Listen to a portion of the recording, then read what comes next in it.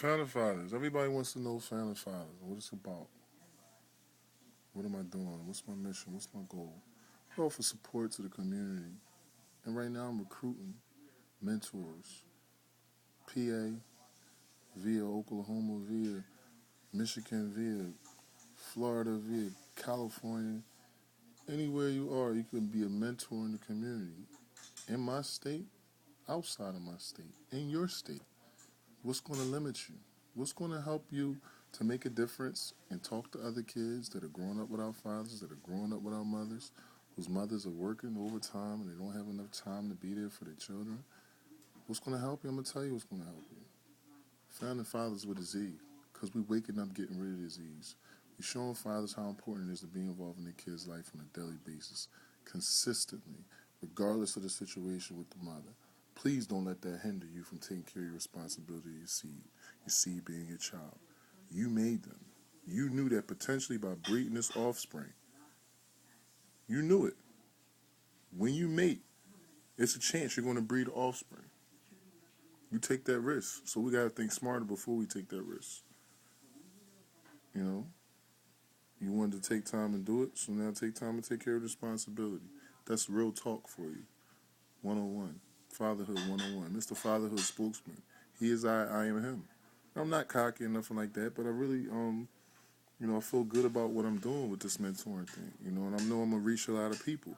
Add to that, I know I'm close related to a lot of the kids and young men that are not taking care of their responsibilities. So what I plan on doing is investing in that time to making sure that they understand what it takes to be a young man. Because guess what? Believe it or not, some of them are going to be fathers one day. So why wait? Why wait to learn when you can learn it now? I mess around and start a topic of discussion and maybe have it as a class lesson. Fatherhood. We preparing everything else, marketing and getting degrees and social degrees and this, that, and the third, but it's no fatherhood 101. In fact, somebody should pay me to teach how to be a father because I've been doing it so well for this long. 5 years later, the magazine Founding Fathers will be here December 2nd, dropping it. 5 years later, my son's birthday, December 2nd. Go figure. It's necessary. I'm going to talk about how it's been this 5 years. I'm going to talk about what I plan on doing the next 5 years. What I envision in the next 50 years. It's not going to stop. You're not limited in the community just because you don't have a child, just because you don't have a son or daughter. Please don't let that limit you from taking the responsibility and uplifting your community. Please don't. And that's pretty much it, And anybody who's interested in having an interview and wanting to talk about fatherhood and want to do something different, that's what I'm doing. I was listening to Puff the other day. What did you say about Puff? A lot of people say he's arrogant and all that. He's worked hard enough to become that way. He's done it consistently enough to become that way. But one of the things is that he doesn't, he understands how hard it is to work and how hard you have to come from. He talked about being consistent. He always had a job. Like he was mopping floors, and some people too cool to mop a floor. I mopped floors before. When I was at Acme, my first job getting paid. Grocery. Stocking bags. Carrying bags. Pushing carts. I pushed the cart. I was so committed. I remember in the summer blizzard, I think it was like, December blizzard was like, not the 96 blizzard. I reckon it was 2001, right? Maybe 2000. And I got on the bus in the snow to go to work. It was Christmas Eve. But I didn't look at it like a whole lot of snow, can't do it. I could have easily called out. Everybody else on my staff did. But guess what? Longevity. That's what I learned. That's instilled in me from my grandpa. From my father.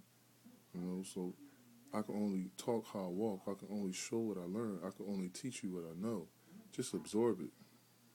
Just do it. Just Nike check right away. And I really, I'm not going to stop with this. I'm going to come at you all different kind of ways. In the classroom, outside the classroom, at your jobs. Founding fathers, founding mothers, where's your son, where's your daughter? Support your child. Don't be a child supporter. Wake up, get rid of disease. If you need to know how, contact me. He is I am he. Vaughn, Tinsley Fathers with a Z. Um, that was just all off the mind, by the way. I'm so creative. I really got a lot of personality, and that's one of the things that gets, undernoticed. Like you don't look at that when you think about people getting degrees and people working hard, and you could be the highest person and the highest, form of, income receiving, but if you're not personable, if you don't reach out to the public, if you can't talk to them, like, what good are you, really? If Barack Obama wasn't the kind of president, that reached out to people and spoke and had that personal character, like, he'd still be a black president, but that wouldn't just be it. More people wouldn't be able to relate to him. But because of that, everybody loves him. He's making the world a better place. And that's what I plan on doing. I plan on shaking his hand in the White House, too, one day.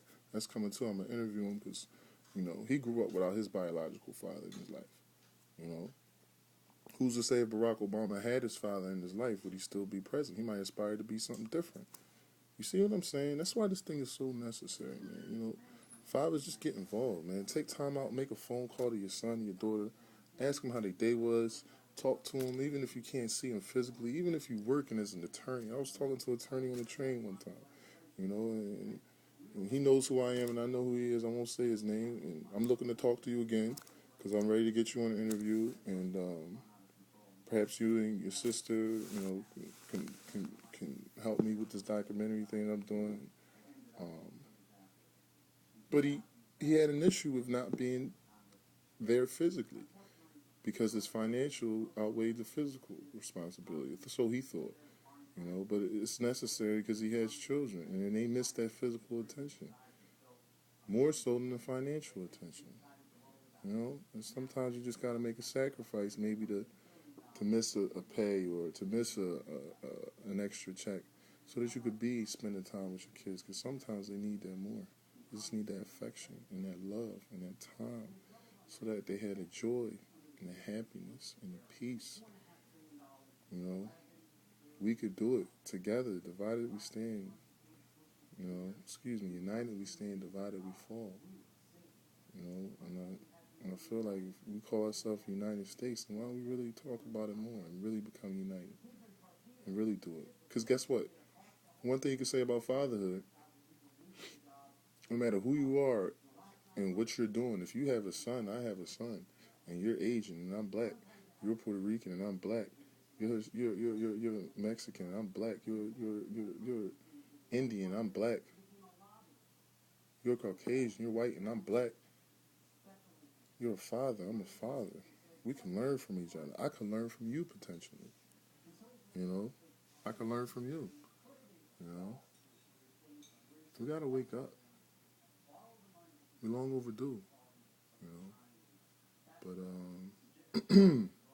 during this journey of fatherhood and mastering, I was listening to somebody one time and they said, do a lot of things, but what do you master? And I thought about that. It sticks with me.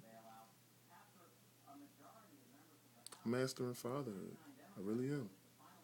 To be there for my son from the time his umbilical. I cut the umbilical cord. Me, that's who. I was there. You know what I mean? And I made that happen. I needed to be there. I was working overnight at Target. I'm talking about it in the magazine. And I was working overnight at Target. I never missed a doctor's appointment that he had from the time he was in his mother's womb till now. Now I'm primary custodian. I'm 25. He'll be 5 in December. Hard work, no degree. Worked at Merrill Lynch.